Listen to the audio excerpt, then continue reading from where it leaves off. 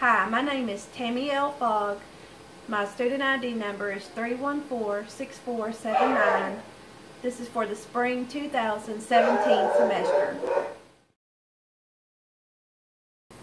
In this video, I will be showing you how to clip a dog's toenails.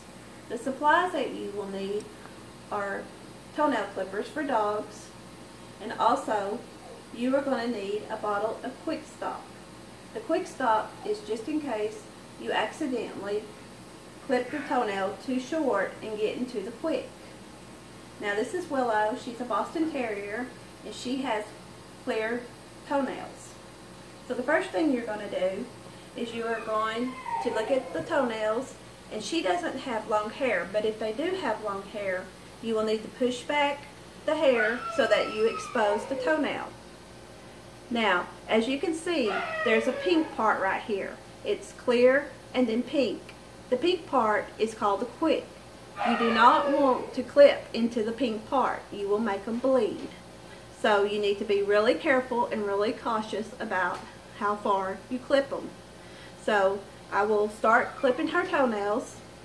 She's really good. She's sitting here for me. But if you do have trouble, you may need to have somebody hold the dog for you. Okay. So the first thing we're going to do is we're going to start with her dew claw.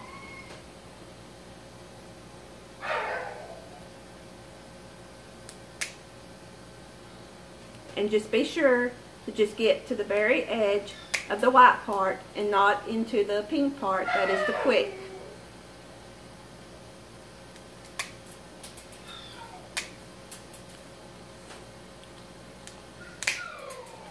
And that is all there is to it. Now, just in case you do get into the pink part and the toenail starts to bleed, you just take a little bit of your Quick Stop, put your finger in it, get a little bit of the powder and put it on the end of the toenail, and that will stop the bleeding. And that's how you clip a dog's toenails. In this video, I will be showing you how to trim your cat's toenails. The supplies you will need are toenail clippers made for cats. If you do not have these, you can also use the toenail clippers made for dogs.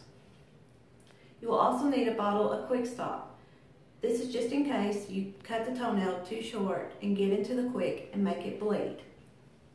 The first thing you need to do is to press on top of the cat's foot to expose the toenails. As you can see, this cat's toenails are clear, so you are able to see the quick, which is the pink part right here. You do not want to cut into that or you will make it bleed. You want to also try to trim the nail as close to the quick as possible without getting into it.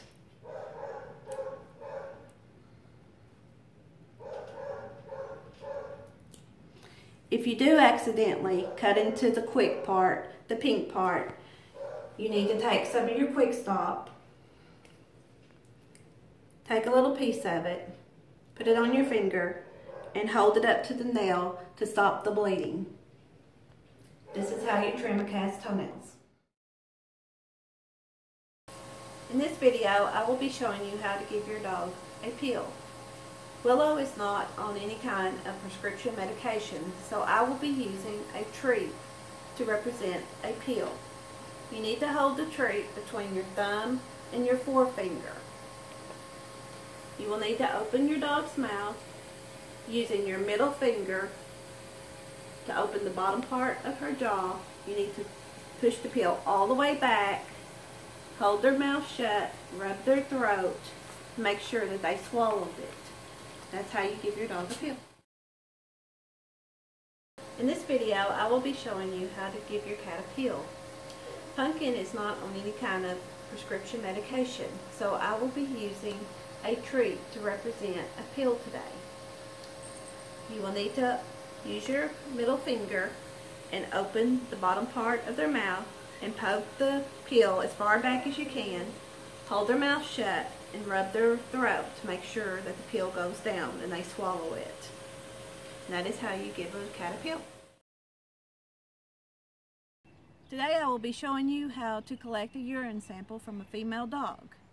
The supplies you will need is some kind of clean, shallow dish. You need the dish to be shallow so that you can easily slip it under your dog without startling her. You also want to catch the urine in midstream due to the fact that the first couple of drops of urine contain bacteria. Now let's see if Willow will go potty for us. Willow? Let's go potty. Can you go potty? Come on, let's go potty. Let's go potty. Can you go potty for me?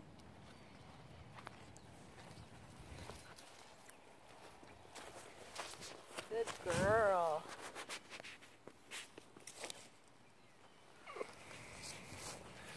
Once you can get the urine, you want to be sure and put it in a sterile container. Your veterinarian will tell you what kind of container you need to put it in.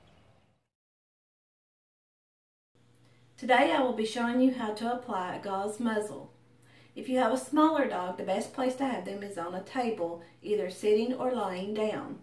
If you have a bigger dog, you can also have them on the floor sitting or lying down. You always need to stand behind the dog so that you do not easily startle them. For today's demonstration, I will be using a 1-inch gauze. The first thing you need to do is to make a good sized loop. That way, when you go to put it over the dog's muzzle, you do not easily startle them. You need to pull it tight across the muzzle, go down, crisscross underneath their muzzle, and come up behind their ears. Then you need to tie the gauze in a quick release bow. That way, if you need to get the muzzle off quickly, you can. As you can see, the muzzle is securely closed and the gauze is a good restraint.